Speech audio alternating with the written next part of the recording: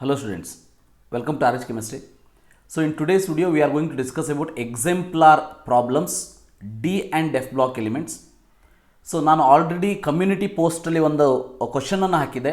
So almost 80% of you have told that almost 80% of you have told that synopsis ಅವಶ್ಯಕತೆ ಇಲ್ಲ, ಡೈರೆಕ್ಟಾಗಿ ಜಾಸ್ತಿ ಕ್ವಶನ್ಸನ್ನು ಮಾಡಿ ಅಂಥೇಳಿ. ಸೊ ಡೆಫಿನೆಟ್ಲಿ ಸಿನಾಪ್ಸಿಸ್ ನಂದೇನು KCET ಫೈನಲ್ ಪಂಚ್ ಸೀರೀಸ್ ಅಂತ ಇದೆ 2020ಯಲ್ಲಿ ಮಾಡಿರುವಂಥದ್ದು, ಅದರ ಲಿಂಕನ್ನು ಡಿಸ್ಕ್ರಿಪ್ಷನ್ ಬಾಕ್ಸಲ್ಲಿ ಕೊಟ್ಟಿರ್ತೀನಿ. ಸೊ ಇಲ್ಲ ಇಲ್ಲಿ ಐ ಬಟನಲ್ಲೂ ಕೂಡ ಕೊಟ್ಟಿರ್ತೀನಿ, ಅದನ್ನು ಕ್ಲಿಕ್ ಮಾಡಿದರೆ ನಿಮಗೆ ಕಾಣಿಸ್ತದೆ. ಸೊ ಅದನ್ನು ಫಸ್ಟ್ ನೋಡ್ಕೊಳ್ಳಿ, ಬಿಕಾಸ್ ಅಲ್ಲಿ ನಾನು ಡೀಟೇಲಾಗಿ ಎಕ್ಸ್ಪ್ಲೇನ್ ಮಾಡಿದ್ದೀನಿ. ಮತ್ತು ಈ ವರ್ಷ ನಾನೇನಾದರೂ ಈ ಸಿನಾಪ್ಸಿಸನ್ನು ಮಾಡಬೇಕು ಅಂತಂದರೆ once again I have to explain the same thing. ಅದಕ್ಕೆ ಅದನ್ನು ರಿಪೀಟ್ ಮಾಡೋದಕ್ಕೆ ನನಗೂ ಕೂಡ ಇಂಟ್ರೆಸ್ಟ್ ಇಲ್ಲ, ಯಾಕಂದರೆ ಅದು ಸಿನಾಪ್ಸಿಸನ್ನು ಕ್ಲಿಯರ್ ಆಗಿ ಡೀಟೇಲ್ ಆಗಿ ಈವನ್ ಫಾರ್ ನೀಟ್ ಎಕ್ಸಾಮಿಗೆ ಆಗುವಷ್ಟನ್ನು ಕೂಡ ನಾನು ಎಕ್ಸ್ಪ್ಲೇನ್ ಮಾಡಿರೋದಕ್ಕೆ. So please go through that. ಅದರ ಲಿಂಕನ್ನು ಡಿಸ್ಕ್ರಿಪ್ಷನ್ ಬಾಕ್ಸಲ್ಲೂ ಕೂಡ ಕೊಟ್ಟಿರ್ತೀನಿ. ಸೊ ಮತ್ತು ಐ ಬಟನಲ್ಲೂ ಕೂಡ ಕೊಟ್ಟಿರ್ತೀನಿ. ಎಟ್ ದ ಎಂಡ್ ಆಲ್ಸೋ ನಾನು ನಿಮಗೆ ಲಿಂಕನ್ನು ಕೊಟ್ಟಿರ್ತೀನಿ, ರೈಟ್. ಸೊ ಅದಕ್ಕೆ ಈ ಸರಿಯಿಂದ ಕಂಪ್ಲೀಟಾಗಿ ಡಿ ಆ್ಯಂಡ್ ಎಫ್ ಬ್ಲಾಕ್ ಎಲಿಮೆಂಟಿಂದ ಎಕ್ಸಾಂಪ್ಲರ್ ಪ್ರಾಬ್ಲಮನ್ನು ಸಾಲ್ವ್ ಮಾಡ್ತೀನಿ. ಇದಾದ ಮೇಲೆ ಮ್ಯಾಕ್ಸಿಮಮ್ ನಂಬರ್ ಆಫ್ ಕ್ವಶನ್ಸನ್ನು ಸಾಲ್ವ್ ಮಾಡೋದಕ್ಕೆ 2-3 ವಿಡಿಯೋದಲ್ಲಿ ನಾನು ಒಂದೇ ಚಾಪ್ಟರ್ ತೊಗೊಂಡು ಎಕ್ಸ್ಪ್ಲೇನ್ ಮಾಡೋದಕ್ಕೆ ಟ್ರೈ ಮಾಡ್ತೀನಿ. ಸೊ CET ಮತ್ತು ನೀಟ್ ಎರಡೂ ಎಕ್ಸಾಮನ್ನು ಕವರ್ ಆಗುವಂಥ ಕ್ವಶನ್ಸ್ಗಳು ಇರ್ತದೆ. ನೀವು ಸಪರೇಟಾಗಿ ಮತ್ತು ನೀಟ್ ಎಕ್ಸಾಮಿಗೆ ವಿಡಿಯೋಸ್ ಮಾಡಿ ಅಂತ ಕೇಳೋದಕ್ಕೆ ಹೋಗಬೇಡಿ. ಎರಡೂ ಕವರ್ ಆಗೋದಕ್ಕೆ ನಾನು ಮಾಡಿರ್ತೀನಿ, ಯಾಕಂದರೆ ಕೆಮಿಸ್ಟ್ರಿಯಲ್ಲಿ ಅಷ್ಟು ಡಿಫ್ರೆನ್ಸ್ ನಮಗೆ ಆಗೋದಿಲ್ಲ. So please go through that and also you have to refer some other books after reading synopsis and these questions to increase your potential in this particular chapter, right. So ಇದರಲ್ಲೂ ಕೂಡ ಯಾವ್ಯಾವ ಕ್ವಶನ್ಸಿಗೆ ಸರೌಂಡಿಂಗಲ್ಲಿ synopsis ಬೇಕು ಅದನ್ನು ಕೂಡ ನಾನು ನಿಮಗೆ explain ಮಾಡೋದಕ್ಕೆ ಇಷ್ಟಪಡ್ತೀನಿ, right. So D and F block elements ನೋಡೋಣಂತೆ. ಎಕ್ಸಾಂಪ್ಲರ್ ಪ್ರಾಬ್ಲಮ್ ಅಂತ ಬಂದಾಗ ಫಸ್ಟ್ ಕ್ವಶನ್ ನೋಡಿ, electronic configuration of a transition element X in a +3 oxidation state is given, what is its atomic number ಅಂತ ಕೇಳಿದ್ದಾರೆ. ಸೊ +3 ಆಕ್ಸಿಡೇಷನ್ ಸ್ಟೇಟಲ್ಲಿ 3d5 ಕೊಟ್ಟಿದ್ದಾರೆ ಅಂತ ಅಂದಮೇಲೆ ನಾವು 3 ಎಲೆಕ್ಟ್ರಾನ್ ಇದಕ್ಕೆ ಆ್ಯಡ್ ಮಾಡಬೇಕು. Then only you are going to get atomic number. When you add 3 electron, see already 3d5 is there, right? So 3d5 and 4s orbital already it will be there, and always we will remove the electron from 4s first, ಹೌದಾ. So ಅದಕ್ಕೆ 4s ಅಲ್ಲಿ electron 2 add ಮಾಡಿಬಿಡಿ. So ಅದಾದಮೇಲೆ 3d ದಲ್ಲಿ 5 ಇದೆ, ಇನ್ನು ಒಂದನ್ನು add ಮಾಡಬೇಕು, 6 ಮಾಡಿ 3d6 4s2 ಅಂತಂದರೆ so it is the 26 atomic number. So the answer for this is 2. Then the electronic configuration of Cu2 is given, electronic configuration of Cu1 is given, right. So then which of the following is correct ಅಂತ ಕೇಳಿದ್ದಾರೆ. So ಇದು ಬಹಳ important point ಇದು. So ಇದರಲ್ಲಿ 3d9 ಇದೆ. Remember this is the one which is exception. ನಿಮಗೆ ಕಲಿಸ್ಬೇಕಾದ್ರೂ ಕೂಡ ಹೇಳಿರ್ತಾರೆ ಎಕ್ಸೆಪ್ಷನ್, ನೆನ್ಪಿಟ್ಕೊಳ್ಳಿ. ಎಕ್ಸೆಪ್ಷನ್ ಅಂತಂದರೆ so Cu+2 is more stable than Cu+1 although it is having 3d10 configuration. The reason for that is, remember, Cu+1 ಏನಿದೆ ಇಲ್ಲಿ, Cu+1 which will undergo disproportionation to form Cu2 plus Cu. Because of that reason, remember, so Cu2 plus will be more stable than Cu+1. So Cu2 is more stable is the answer for this. Second one, answer is first option. Then third one, metallic radius. Metallic radius ನೋಡಿ, metallic radii of some transition metals are given below, which of the following element will have highest density ಅಂತ ಕೇಳಿದ್ದಾರೆ, ಹೌದಾ. ಇಲ್ಲಿ highest density ಅಂತ ಕೇಳಿದ್ದಾರೆ. So ಇದರಲ್ಲಿ ಎಲಿಮೆಂಟನ್ನು ನೋಡಿ ಮತ್ತು ಮೆಟಾಲಿಕ್ ರೇಡಿಯನ್ನು ನೋಡಿ. So in this particular case remember density ಯಾವುದಕ್ಕೆ ಜಾಸ್ತಿ ಇದೆ ಅಂತಂದು ನಿಮಗೆ ಮೆಟಾಲಿಕ್ ರೇಡಿಯನ್ನು ಕೊಟ್ಟು ನಿಮ್ಮನ್ನು ಕನ್ಫ್ಯೂಸ್ ಮಾಡೋದಕ್ಕೆ ಇಲ್ಲಿ ಕೊಟ್ಟಿದ್ದಾರೆ ಹೊರತು ನಾವು ಇಲ್ಲಿ ಮೇನ್ ಆಗಿ ಮಾಸನ್ನು ಕನ್ಸಿಡರ್ ಮಾಡ್ತೀವಿ. ಮಾಸ್ ಬೈ ವಾಲ್ಯೂಮ್ ಅಂತ ಇರೋದಕ್ಕೆ ನಾವು ಮಾಸನ್ನು ಕನ್ಸಿಡರ್ ಮಾಡ್ತೀವಿ ಮೇನ್ಲಿ. ಯಾಕಂತಂದರೆ ಇದರೊಳಗೆ ನೋಡಿ ಅಷ್ಟೊಂದು ಡಿಫ್ರೆನ್ಸ್ ಇಲ್ಲ ಅಟಾಮಿಕ್ ರೇಡಿಯಸಲ್ಲಿ. So you are going to get the density. ಅದಕ್ಕಾಗಿ ಮಾಸ್ ಯಾವುದಕ್ಕೆ ಜಾಸ್ತಿ ಇದೆ ಇನ್ ದಿಸ್ ಪರ್ಟಿಕ್ಯುಲರ್ ಕೇಸ್ ಕಾಪರಿಗೆ, ಹೌದಾ. ಮಾಸ್ ಜಾಸ್ತಿ ಇರೋದು ಕಾಪರಿಗೆ. Hence the answer for this question is remember copper. So answer for this particular question is copper. Then fourth one, generally transition elements form colour salt due to presence of unpaired electron ಗೊತ್ತಿದೆ. Which of the following compound will be coloured in the solid state ಅಂತ ಕೇಳಿದ್ದಾರೆ. Which will be coloured in the solid state ಅಂತ ಕೇಳಿದ್ದಾರೆ. ಅದಕ್ಕೆ ಕಾನ್ಫಿಗರೇಷನನ್ನು ಅಂದರೆ ಚಾರ್ಜನ್ನು ಬರೀತಾ ಹೋಗ್ಬೇಡಿ. ಈ ಕೇಸ್ ಒಳಗೆ Ag ಇರೋದು +1 ಚಾರ್ಜ್, ಹೌದಾ. ಈ ಕೇಸ್ ಒಳಗೆ Cu ಇರೋದು +2 ಚಾರ್ಜ್. ಈ ಕೇಸ್ದೊಳಗೆ ಜಿಂಕ್ ಇರೋದು +2 ಚಾರ್ಜ್. ಈ ಕೇಸ್ ಒಳಗೆ ಕಾಪರ್ ಇರೋದು +1 ಚಾರ್ಜ್. Ag+1 ಇರ್ಬೋದು, zinc 2+ ಇರ್ಬೋದು, copper +1 ಇರ್ಬೋದು. In all these cases, remember that is 3d10 configuration. There is no unpaired electron. Because of that reason, the answer is Cu2 plus CuF2 should be the answer which is colored. Then fifth one nodi. On addition of small amount of KMnO4 to concentrate sulfuric acid, green oily compound is obtained which is highly explosive in nature. So identify the compound from the following. So idu factual question, remember idu factual question. So ಇದನ್ನು ನಿಮ್ಮ text ಬುಕ್ಕಲ್ಲೂ ಕೂಡ ಕೊಟ್ಟಿದ್ದಾರೆ, ಬಹಳ simple ಇದೆ. So ನೆನ್ಪಿಟ್ಕೊಳ್ಬೇಕಷ್ಟೇ ಇದನ್ನು. So fifth one, in this particular case remember when KMnO4 is added to H2SO4, Mn2O7 you are going to obtain. Mn2O7 you are going to obtain. So the answer for this question is 1. ಇದನ್ನು repeatedly ಒಂದ್ಸಾರಿ ಕೇಳಿದ್ದಿದೆ, remember ಎಕ್ಸಾಮಲ್ಲಿ ನೆನ್ಪಿಟ್ಕೊಳ್ಳಿ. Sixth one, the magnetic nature of element depending on the presence of unpaired electron. Identify the configuration of transition element which shows highest magnetic moment. See, highest magnetic moment ಅಂತಂದರೆ ಫಾರ್ಮುಲಾವನ್ನು use ಮಾಡಿದಾಗ root of n into n+2 will use. n into n+2 ಇದನ್ನು mu is equal to highest ಬರಬೇಕು ಅಂತಂದರೆ n should be highest. n should be highest. n should be highest means remember 3d5 should be the answer. In case of the 3d series, 5 is the unpaired electron highest. Remember n is equal to 5 ಬರ್ತದೆ. Hence answer for this question is second option. Seventh, which of the following oxidation state is common for all lanthanides? So idu kuda factual and very important, very simple. Answer for this question is second one. Eighth one nodi, disproportionation reaction. First ಅರ್ಥ ಮಾಡ್ಕೊಳ್ಳಿ, disproportionation reaction ಅಂತಂದ್ರೆ same element, remember in this case same element undergo both oxidation and reduction simultaneously. This we call it as disproportionation reaction. Oxidation ಸ್ಟೇಟನ್ನು calculate ಮಾಡ್ತಾ ಹೋಗ್ಬಿಟ್ರೆ ನಿಮಗೆ answer ಸಿಕ್ಬಿಡ್ತದೆ. ಈ case ಒಳಗೆ +1 ಇದೆ, +2 ಇದೆ, ಇದು 0 ಇದೆ, ಹೌದಾ? +1 ಇಂದ +2 ಅಂದರೆ ಆಕ್ಸಿಡೇಷನ್, +1 ಇಂದ 0 ಅಂದರೆ ರಿಡಕ್ಷನ್, ಅಂದರೆ ಇದು ಅಂತ ಹೌದು. ಈ ಕೇಸ್ ಒಳಗೆ ನೋಡಿ, ಎಮ್ ಅನ್ನೋದು ಆಕ್ಸಿಡೇಷನ್ ಸ್ಟೇಟ್ ಏನು ಬರ್ತದೆ, ಇದರಲ್ಲಿ +6 ಬರ್ತದೆ. ರಿಮೆಂಬರ್ +6 ಹೇಗೆ ಬರ್ತದೆ ಇನ್ನೊಂದ್ಸಲ ಹೇಳ್ಬಿಡ್ತೀನಿ. ಈ ಕೇಸ್ ಒಳಗೆ MnO4 2- ಕೇಸ್ ಒಳಗೆ manganese taken as X minus oxygen is 2, ಹೌದಾ? 2 4s 8, ಸೊ 8 ಮೈನಸ್ ಯಾಕೆ ತೊಗೊಂಡೆ ಅಂದರೆ ಆಕ್ಸಿಜನ್ ಮೈನಸ್ ಇರೋದಕ್ಕೆ. So sum of the oxidation state is equal to -2. So hence you are going to get X is equal to +6. +6 ಆದಮೇಲೆ ಇದು ಹಾಗೆ calculate ಮಾಡಿ, +7 ಬರ್ತದೆ, ಇದು +4 ಬರ್ತದೆ. So +6 to +7 means oxidation, +6 to +4 means reduction. Because of that reason, this also shows disproportionation reaction. So ಇದರಲ್ಲಿ ನೋಡಿ +7 ಇದೆ, +7 become +6 and +4. ಸೊ ಇವೆರಡೂ ರಿಡಕ್ಷನ್ ಆಗೋದಕ್ಕೆ this is not the answer. ಈ ಕೇಸ್ ಒಳಗೆ ನೋಡಿ MnO4 +7 ಇದೆ, Mn2+ ಇದೆ, Mn+4 ಇದೆ, ರೈಟ್? ಸೊ ಇದರೊಳಗೆ ಇನ್ this particular case remember this is also not the answer. ಯಾಕಂತಂದರೆ ಈ ಸೇಮ್ ಎಲಿಮೆಂಟ್ ಏನಿದೆ, ನಾವು ರಿಯಾಕ್ಷನ್ ಈ ರೀತಿ ಬರೆದಾಗ ಸೇಮ್ ಎಲಿಮೆಂಟ್ ಎಕ್ಸ್ ಕಂಪೌಂಡಲ್ಲಿ ಇದ್ದರೆ ಇಟ್ ಶುಡ್ ಗಿವ್ Y+Z. ಅಂದರೆ ಇದರಲ್ಲಿ ಇರೋವಂಥ oxidation state undergoing oxidation as well as reduction. It is not reverse case. ಇಲ್ಲಿ ನೋಡಿ ರಿವರ್ಸ್ ಇದೆ. 2 give rise to 4 you can say oxidation, 7 give rise to 4 you can say reduction. But this is not disproportionation reaction. Reason for that is here 2 elements ಅಂದರೆ 2 compounds give rise to 1. But disproportionation ಗೆ condition ಏನು, 1 compound give rise to 2. Remember 1 compound give rise to 2. That is why the answer for this question is A and B. A and B ಅಂದರೆ option is 1. I hope you have understood. So ಅರ್ಥ ಆದರೆ ಒಂದು like ಅನ್ನು ಕೊಡಿ. So 8th one, the answer for this question is 1. 9th one, when KMnO4 solution is added to oxalic acid solution, decolorization is slow in the beginning but becomes instantaneous after some time. So ಇದನ್ನು ನೀವು generally ಈ ವರ್ಷ ನಮಗೆ because of the short time ನಮ್ಮ ಸಿಲೆಬಸ್ಸಲ್ಲಿ ಪ್ರಾಕ್ಟಿಕಲಲ್ಲಿ ಇಟ್ಟಿರಲಿಲ್ಲ. But usually ಇದನ್ನು ಪ್ರಾಕ್ಟಿಕಲಲ್ಲಿ ಇಟ್ಟಿರ್ತೀವಿ ನಾವು. KMnO4 oxalic acid titration ಮಾಡಬೇಕಾದ್ರೆ oxalic acid should be heated to 60 degree Celsius ಅಂತ ಹೇಳ್ತೀವಿ ನಾವು. Heated to 60 degree Celsius. ಯಾಕೆ ಹೀಟ್ ಮಾಡಬೇಕು ಅಂತಂದರೆ reaction is very slow my dear students. Remember ರಿಯಾಕ್ಷನ್ನು ಬಹಳ ಸ್ಲೋ ಇರ್ತದೆ.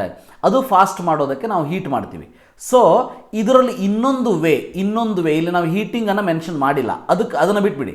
So instantaneous after some time ಯಾಕೆ ಅಂತಂದರೆ ಫಸ್ಟ್ ಏನಾಗ್ತದೆ, ಆಕ್ಸಾಲಿಕ್ ಆಸಿಡ್ ರಿಯಾಕ್ಟ್ ಆಗ್ತದೆ. Initially C2O4 H2C2O4 oxalic acid reacts with KMnO4.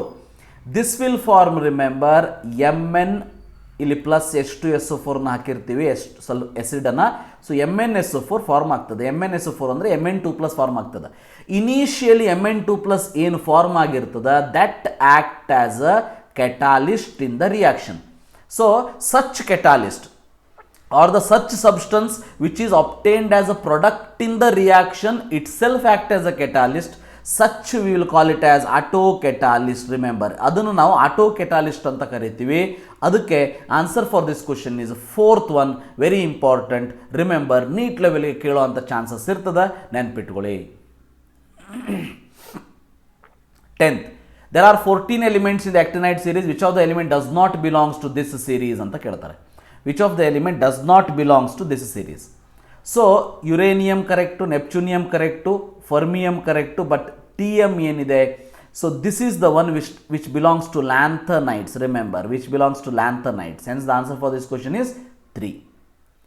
11. KMnO4 act as oxidizing agent in acidic medium. The number of moles of KMnO4 that will be needed to react with 1 mole of sulfide ion in acidic solution is ಅಂತ ಕೇಳಿದ್ದಾರೆ.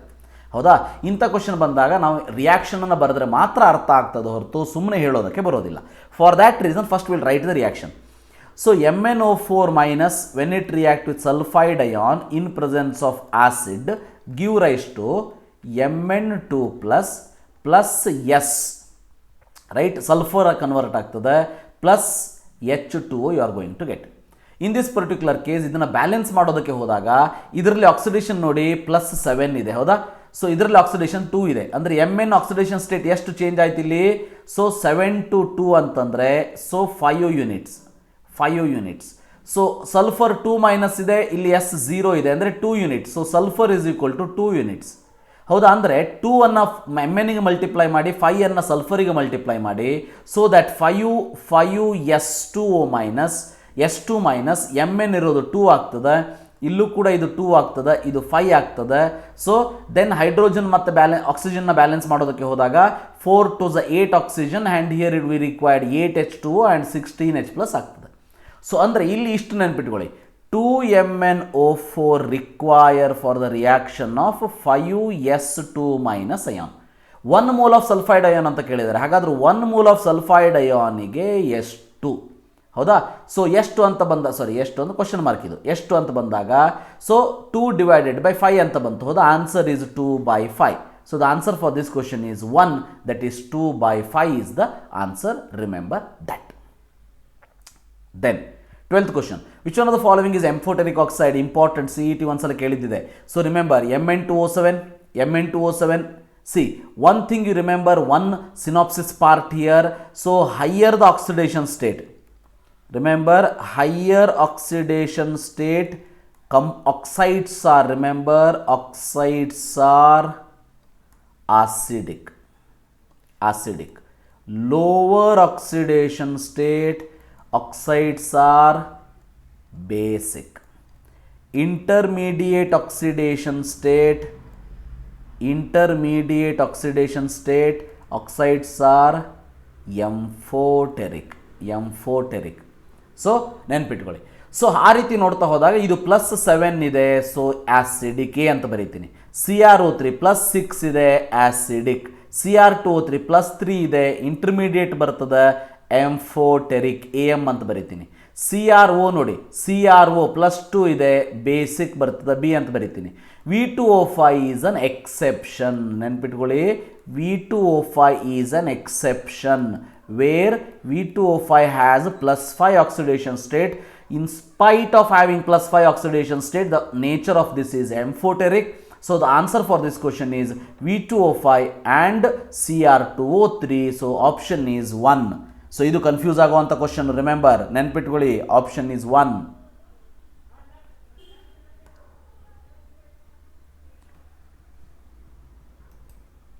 Yes, now gadolinium belongs to 4F series. Its oxidation number is 64. Which of the following correct configuration of the gadolinium? So gadolinium belongs to lanthanides, 4F series. So the lanthanides general configuration ಏನಂತ ಬರೀತೀವಿ? Xenon ಅಂದರೆ 54. So 6s2 completely filled. So 5d0 to 1 7. So in this case, so 4F1 to 14 ಅಂತ ಬರಿತೀವಿ. ಈಗ ನಾವು fill ಮಾಡೋಣಂತೆ. ಗ್ಯಾಡೋಲಿನಿಯಮ್ is remember 64 ಅಂತ ಅವರೇ ಕೊಟ್ಟಿರ್ತಾರೆ, ಕೊಡಲೇಬೇಕು, ಕೊಟ್ಟೇ ಕೊಡ್ತಾರೆ. ರಿಮೆಂಬರ್ ಎಕ್ಸಿ ಬರೆದು ಬಿಡ್ತೀರಿ 54, 6S ಕಂಪ್ಲೀಟ್ಲಿ ಫಿಲ್ಡ್ 56 ಆಯಿತು.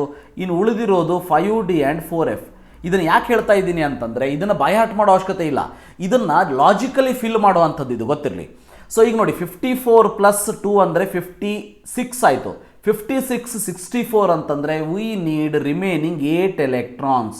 8 ಎಲೆಕ್ಟ್ರಾನ್ಸ್ ಬೇಕು ಅಂತ ಅಂದರೆ ಸೊ ಆ 8ಅನ್ನು ಫಿಲ್ ಮಾಡಬೇಕಾದ್ರೆ ಏನನ್ನು ತಲೆಯಲ್ಲಿ ಇಟ್ಕೋಬೇಕು ಅಂತಂದರೆ F orbital when it is filled 7 it is half filled. Hence remember always we can fill first F7.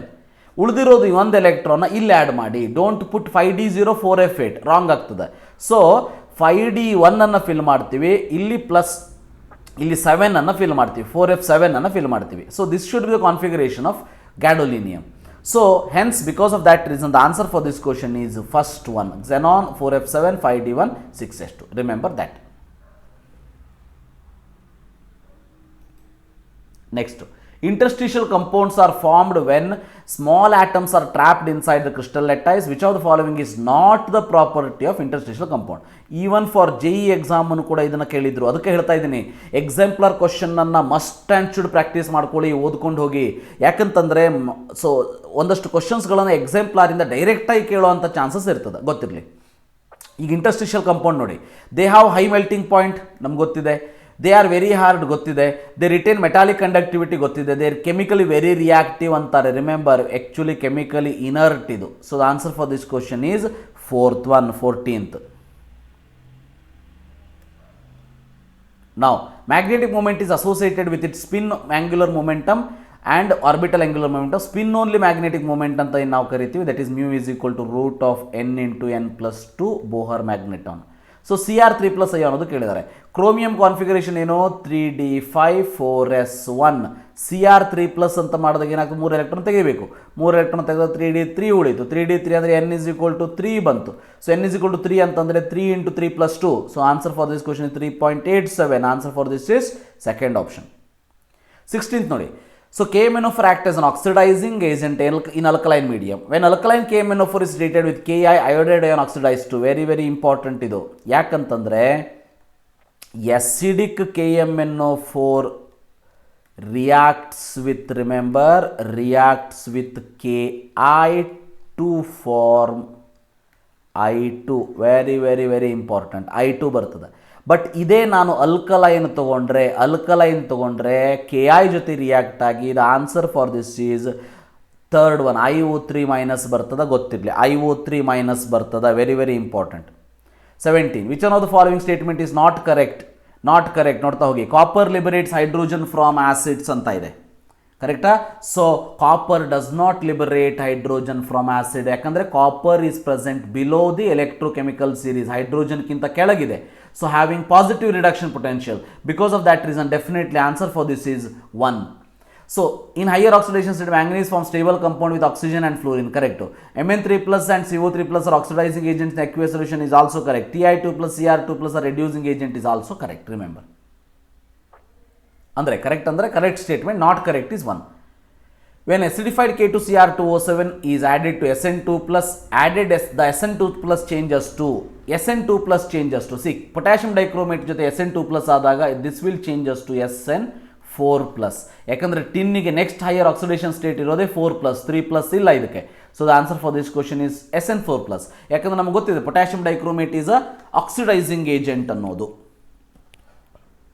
19th highest oxidation state of manganese in fluoride is MnF4+4, but highest oxidation state in oxide is +7 Mn2O7 because see ಅಂದರೆ ಏನು ಕೇಳ್ತಾ ಇದ್ದಾರೆ, ಮ್ಯಾಂಗನೀಸ್ದು higher oxidation state +4 ಆಗ್ತದ fluoride ಜೊತೆ, but oxygen ಜೊತೆ ಮಾತ್ರ +7 ಆಗ್ತದ. ಯಾಕೆ? ಸೊ ಇದು ಕೂಡ ವೆರಿ ಇಂಪಾರ್ಟೆಂಟ್. ಸೊ ಈ ಕೇಸ್ ಒಳಗೆ ರಿಮೆಂಬರ್, ಸೊ ಇದು ಕೂಡ ಥೇರಿ, ಅಂದರೆ ನಾವೇನು ಥೇರಿದಲ್ಲಿ ಓದ್ತಾ ಇರ್ತೀವಿ, ಓದಬೇಕಾದ್ರೆ ಬರುವಂಥದ್ದು ಇದು ಗೊತ್ತಿರಲಿ. So covalent compound fluorine can form single bond, only oxygen forms double bond is the answer. ಯಾಕಂದರೆ Mn2O7 ಸ್ಟ್ರಕ್ಚರ್ ಹೇಗಿರ್ತದೆ ಅಂತಂದರೆ Mn double bond O oxygen bridge once again Mn double bond double bond double bond ಈ ರೀತಿ ಇರ್ತದೆ. Because of that reason so it is forming double bond. MnF4ದಲ್ಲಿ double bond ಇರೋದಿಲ್ಲ, hence it will stabilise Mn2O7. So the answer for this question is fourth one, remember.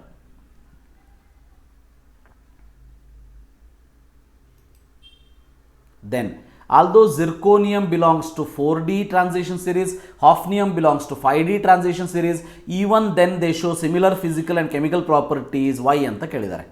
So ಇದರಲ್ಲಿ ಬಹಳ simple ಇದೆ actually. 4D and 5D series ಅಂತ ಕೊಟ್ಟಿದ್ದಾರೆ. ಅದರಲ್ಲೂ zirconium hafnium ಕೊಟ್ಬಿಟ್ರಂತೂ ಬಹಳ ಫೇಮಸ್ ಎಲಿಮೆಂಟ್ ಇದು, ಫೇಮಸ್ ಎಲಿಮೆಂಟ್. ಸೊ ಅದಕ್ಕೆ ತಕ್ಷಣ ಗೊತ್ತಾಗ್ಬಿಡಬೇಕು, similar atomic radii, lanthanide contraction is the reason ಅಂಥೇಳಿ. ಸೊ ಯಾವಾಗ so contraction is the reason, ಯಾವಾಗ ನಮಗೆ ಜಿರ್ಕೋನಿಯಂ ಹಾಫ್ನಿಯಂ ಬರ್ತದೆ, ಇದು ಸುಮ್ಮನೆ ಬರೋದಿಲ್ಲ. ಈ ಜೋಡಿ ಯಾವಾಗ ಬರ್ತದೆ, ಈ ಪೇರ್ ಯಾವಾಗ ಬರ್ತದೆ, it should have same radius. So the answer for this question is 3. 21. Why is HCl is not used to make medium, acidic medium in the oxidation reaction of KMnO4 in acidic medium? ನಮ್ಗೆ ಗೊತ್ತಿದೆ KMnO4 ನ ಎಲ್ಲೆಲ್ಲಿ use ಮಾಡ್ತೀವಿ, ನಾವಿಲ್ಲಿ H2SO4 ಅನ್ನು ಹಾಕ್ತೀವಿ. Y not HCl ಅಂತ ಕೇಳ್ತಾ ಇದ್ದಾರೆ. ಸೊ ರಿಮೆಂಬರ್, ಈಗ ವೈ ನಾಟ್ HCl ಅಂತ ಅಂದರೆ first of all remember, in this particular case HCl ಏನಿದೆ, HCl is good reducing agent. Reducing agent ಇರೋದಕ್ಕೆ ಏನು ಮಾಡ್ತದೆ ಇದು? So HCl will get oxidise to Cl2 when it react with KMnO4. So Cl2 gas release ಆಗಿಬಿಡ್ತದೆ. Cl2 is also oxidising agent, ನೆನ್ಪಿಟ್ಕೊಳ್ಳಿ. Cl2 is also oxidising agent. ಅಂದರೆ ಈಗ KMnO4 ಅನ್ನು ನಾವು ಆಕ್ಸಿಡೈಸಿಂಗ್ ಏಜೆಂಟ್ ಯೂಸ್ ಮಾಡ್ತಾ ಇದ್ದಾಗ ಇದ್ರ ಜೊತೆ ಇನ್ನೊಂದು ಆಕ್ಸಿಡೈಸಿಂಗ್ ಏಜೆಂಟ್ ನಮಗೆ ಬೇಡ. Because KMnO4 itself acting as a strong oxidising agent. Hence remember, KMnO4 ಅನ್ನು H2SO4 ಜೊತೆ ಆ್ಯಡ್ ಮಾಡಿದರೆ there is no complications as such. But HCl add ಮಾಡಿದ್ವಿ ಅಂದರೆ HCl get oxidise to Cl2 because KMnO4 will oxidise HCl.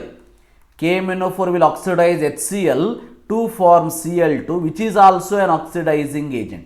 Because of that reason, remember, so KMnO4 oxidation, KMnO4 titration, HCl never be used. Very, very important. Remember that important point also.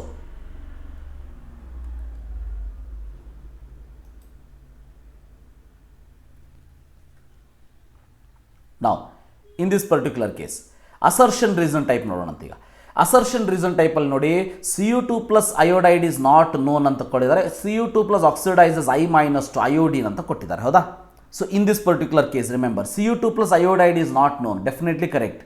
Cu2 not known, ಯಾಕಂತಂದರೆ Cu2 ಏನಿದೆ ಇದು Cu2 plus I- state ಒಳಗೆ ಇರ್ತದೆ, ಹೌದಾ? ಈ Cu2 plus I- ಸ್ಟೇಟಲ್ಲಿರೋದು here Cu2 plus oxidises I- I2 plus Cu2I2 you are going to get. ಅಂದರೆ Cu2 ಅನ್ನೋದು ಡೈರೆಕ್ಟ್ಲಿ ಇದನ್ನು ಪ್ರೊಡ್ಯೂಸ್ ಮಾಡೋದಕ್ಕೆ, so it will never available in the free form. Cu2 does not known. So hence remember, both assertion and reason are true. Reason is correct. Explanation for assertion should be the correct option. 23 ನೋಡಿ, separation of zirconium hafnium is difficult because zirconium hafnium lie in the same group of the periodic table. Correct? So in this particular case, remember, separation of zirconium and hafnium is difficult ಅನ್ನೋದು ಕರೆಕ್ಟೇ, right? Separation of zirconium and hafnium is difficult ಅನ್ನೋದು correct. Difficult ಅನ್ನೋದು ಯಾಕೆ correct ಅಂತ ಅಂದರೆ, ಈ case ಒಳಗೆ ನೆನ್ಪಿಟ್ಕೊಳ್ಳಿ, ಲ್ಯಾಂಥನೈಡ್ ಕಾಂಟ್ರಾಕ್ಷನ್ ಇರೋದಕ್ಕೆ here zirconium and hafnium will have similar size ಗೊತ್ತಿರಲಿ, ರೈಟ್? ದೆನ್ ರೀಸನ್ ಏನಿದೆ, because zirconium hafnium lies in the same group of the periodic table. So in this particular case zirconium hafnium present in the same group ಕರೆಕ್ಟೇ. ಯಾಕಂತಂದರೆ ಇಲ್ಲಿ titanium, zirconium, hafnium ಈ ರೀತಿ present ಇದೆ periodic ಟೇಬಲ್ದೊಳಗೆ. ಇದನ್ನು ನಿಮಗೆ almost 4th ಗ್ರೂಪಲ್ಲಿ ಸಿಗ್ತದೆ. ಇದು 4th ಗ್ರೂಪಲ್ಲಿ ಇರೋವಂಥದ್ದು. ಒಂದ್ರ ಕೆಳಗೆ ಒಂದು ಪ್ರೆಸೆಂಟ್ ಇದೆ, ನೋ ಡೌಟ್. ಇದು ಕೂಡ ಕರೆಕ್ಟೇ, but it is not the reason. ಅಂದರೆ ಒಂದು ಗ್ರೂಪಲ್ಲಿ ಇದೆ ಅನ್ನೋದು ರೀಸನ್ ಅಲ್ಲ. ರೀಸನ್ ಏನಾಗಬೇಕು, ಲ್ಯಾಂಥನೈಟ್ ಕಾಂಟ್ರಾಕ್ಷನ್ ಆಗಬೇಕು ಇಲ್ಲಿ. Because of that reason remember 2 is the answer because both assertion and reason are true, but reason is not the correct explanation for assertion is the answer. Then 24th, actinides form relatively less stable complexes as compared to lanthanides. Correct ಅಂತ ಅನಿಸ್ತದ. So remember actinides and lanthanides compare ಮಾಡಿದಾಗ actinides are more reactive. Because of that more reactivity, remember actinides form more stable complexes compared to lanthanides. Hence assertion is wrong. Actinides can utilize their 5f orbital along with the 6d orbital in bonding, but lanthanides do not use their 4f orbital for bonding. So, idu correcta? In this particular case, remember, actinides can utilize their 5f orbital along with the 6d orbitals in bonding, but lanthanides do not use their 4f orbital for bonding anta ide. So ಈಗ ನಾವು lanthanides ಅಲ್ಲಿ oxidation state 3 ಅಂತ ಹೇಳ್ತೀವಿ, ಹೌದಾ? Right, oxidation state +3 ಅಂತ ಅಂದಾಗ ಇದರ configuration ಏನಿದೆ, ಜನರಲ್ ಕಾನ್ಫಿಗರೇಷನು ಕ್ಸೆನಾನ್ ಇದೆ, 6s2 ಇದೆ, 5d1 ಇದೆ, 4f1 to 14 ಇದೆ. ಈಗ wherever U C lanthanum in the +3 oxidation state ನಿಮಗೆ ಎಲ್ಲೆಲ್ಲಿ ಕಾಣಸಿಗ್ತದ ಅಂತಂದರೆ generally in case of remember wherever 6s2 5d1 is there, right? So because of that reason remember assertion is not true 100%, but reason is true. Lanthanides will not use, actually 100% statement correct ಆಗೋದಿಲ್ಲ. So ಇಲ್ಲಿ ನಾವು ಇದನ್ನು ಹೇಳ್ಬೋದು, all lanthanides do not use ಅಂತ ಹೇಳಬೇಕಾಗ್ತದೇನೋ ಅಂತ ಅನ್ನಿಸ್ತದೆ ನನಗೆ. ಯಾಕಂತಂದರೆ ಲ್ಯಾಂಥನೈಡ್ಸ್ ಕೇಸ್ ಒಳಗೆ +4 ಪಾಸಿಬಿಲಿಟಿ ಇದೆ. ಈಗ ಟರ್ಬಿಯಮ್ ಕ್ಯಾನ್ ಎಕ್ಸಿಬಿಟ್ +4 ಆಕ್ಸಿಡೇಷನ್ ಸ್ಟೇಟ್. ಅದರ ಕಾನ್ಫಿಗರೇಷನ್ ಏನು ಅಂತಂದರೆ ಕ್ಸೆನಾನ್ 6s2 5d0 4f9 ಅಂತ ಇದ್ಮೇಲೆ ಇಲ್ಲಿ S2 ಮತ್ತು ಇಲ್ಲಿಂದ 2 ನಾವು ತೆಗಿಲೇಬೇಕು. ಆವಾಗ 4s ಇಂದ ಇದು ಇನ್ವಾಲ್ವ್ ಆಗ್ತಾನೇ ಇದೆ ಬಾಂಡಿಂಗಲ್ಲಿ. So terbium can exhibit +4. So ಅದಕ್ಕೆ ನಾ ಹೇಳಿದ್ದು ಇಲ್ಲಿ ಕಂಪ್ಲೀಟಾಗಿ 100% ರಾಂಗ್ ಅಲ್ಲ, ಹಾಗಂತೇಳಿ ಇದು ರಾಂಗ್ ಅಂತಲೂ ಹೇಳಲಿಕ್ಕೆ ಬರೋದಿಲ್ಲ, ರೈಟ್ ಅಂತಲೂ ಹೇಳಲಿಕ್ಕೆ ಬರೋದಿಲ್ಲ. ಬಟ್ NCERT ಎಕ್ಸೆಂಪ್ಲಾರ್ ಬುಕ್ಕಲ್ಲಿ ಕೊಟ್ಟಿರೋಂಥ ಆನ್ಸರ್ ಪ್ರಕಾರ ರೀಸನ್ ಇಸ್ ಟ್ರೂ ಅಂಥೇಳಿ. ಬಟ್ ನನಗನ್ಸೋ ಪ್ರಕಾರ ಒಂದು ಆ್ಯಡ್ ಮಾಡಬೇಕಿಲ್ಲಿ, ಬಟ್ ಆಲ್ ಲ್ಯಾಂಥನೈಡ್ಸ್ ಅನ್ನೋದನ್ನು ಯೂಸ್ ಮಾಡೋದು best. All lanthanides do not use there 4f orbitals for bonding. So because of that reason ಸ್ವಲ್ಪ ಕಾಂಟ್ರವರ್ಷಿಯಲ್ ಇದೆ, but the answer for this question is 3 when I consider this as all lanthanides. Remember that. If you have any doubts in this, so you can see any of the reference books or you can say comment so that we will try to discuss in that case. 25 ನೋಡಿ, Cu cannot liberate hydrogen from acid. Correct, definitely, because it has positive electrode potential. It is also correct. ನೀವು electrochemical series ಅನ್ನು ನೋಡಿಬಿಟ್ರೆ ಅರ್ಥ ಆಗಿಬಿಡುತ್ತೆ. So the answer for this question is 1. Remember. Last question 26. So in this particular case assertion and reason. Assertion, highest oxidation state of osmium is +8. correct? 100% correct. Osmium is a 5d block element.